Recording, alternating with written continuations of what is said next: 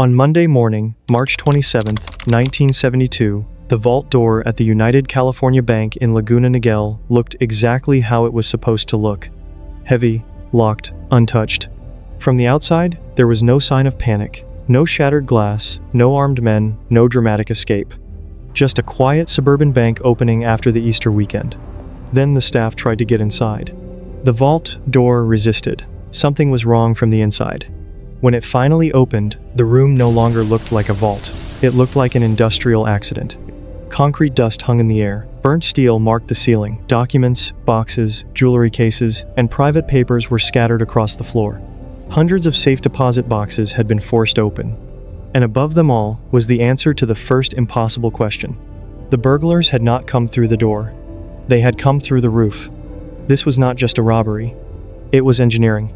And the deeper investigators looked, the stranger the target became. A crew of professional thieves from Ohio crossed the country, entered a California bank over a holiday weekend, blasted through reinforced concrete, and emptied hundreds of private safe deposit boxes. The confirmed losses ran into the millions. But years later, the men behind the burglary told a much darker version of the story. They claimed they were not simply robbing wealthy bank customers. They believed they were chasing hidden political money. According to their later accounts, somewhere inside that vault was a safe deposit box connected to President Richard Nixon, containing illegal campaign cash, possibly as much as $30 million.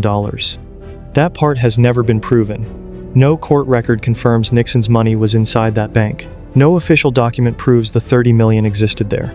But the claim refused to die. Because in 1972, America was already becoming a country where hidden money did not sound impossible.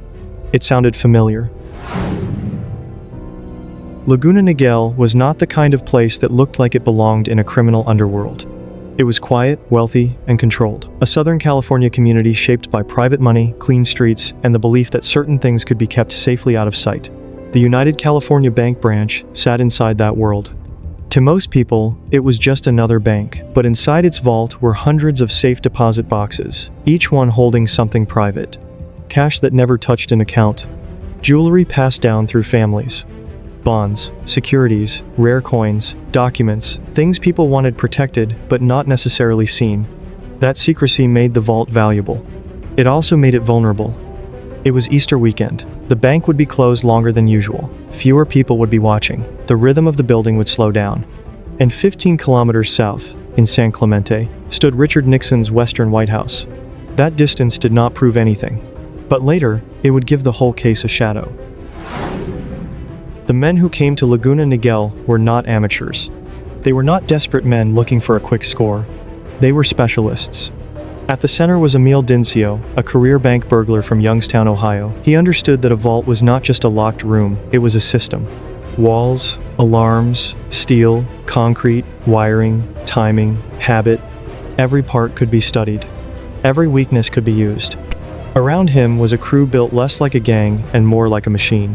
His brother, James Dinsio, brought mechanical skill and experience with tools and explosives.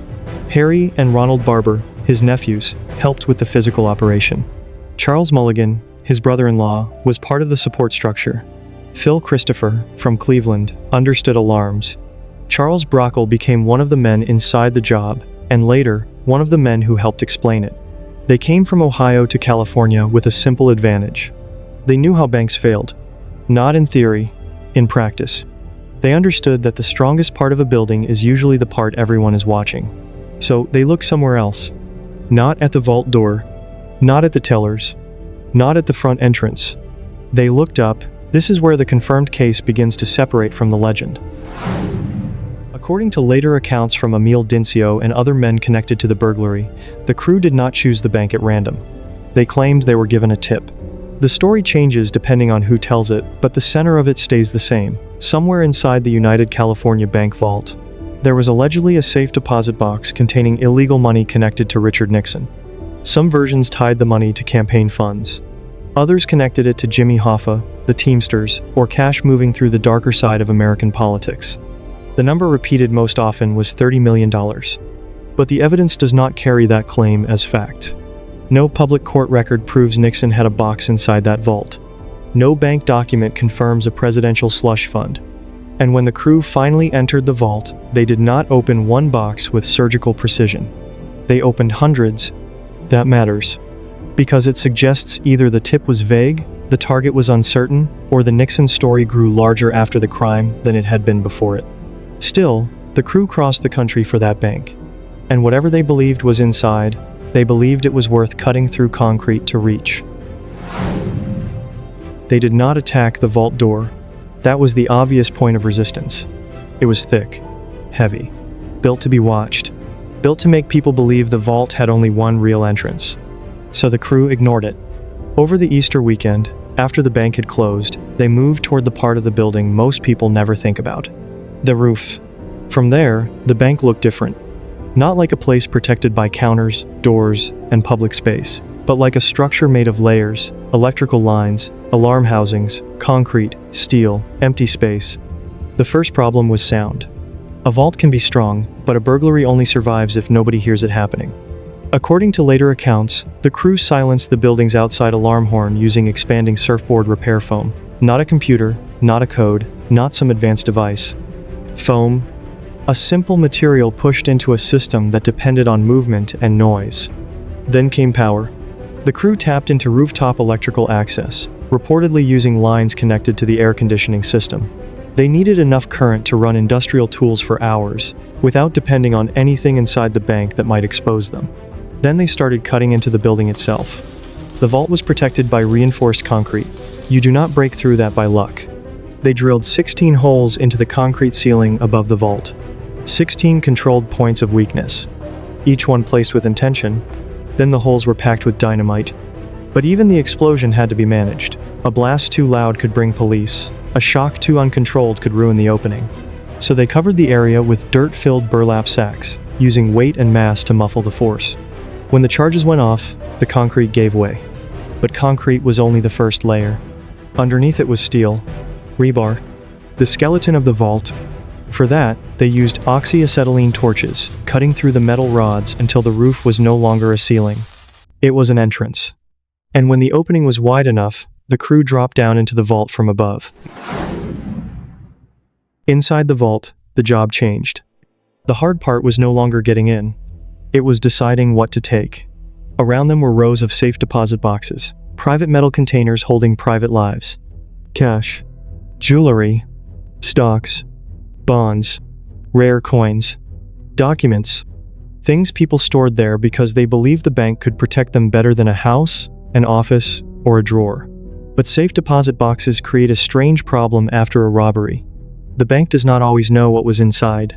Some customers may not want to say. Some cannot prove it. Some valuables leave no paper trail at all. So the true number became part of the crime. Not just what was stolen, but what could never be counted. And somewhere inside that uncertainty, the $30 million story kept breathing. At first, the scene gave investigators very little. The crew had done the part that mattered with discipline. They came in from above. They avoided the front. They worked through the weekend. They opened the boxes. Then they disappeared.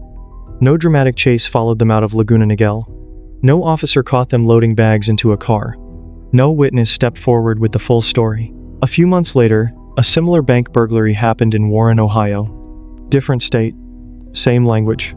A roof entry, forced safe deposit boxes, familiar marks left behind by tools. To most people, damage looks like damage. To forensic analysts, damage is a signature. The FBI began comparing the marks left on the boxes, the scratches, the pressure points, the way metal bent under force. Then they found the Southgate townhouse. It had been used as a base while the crew operated in California.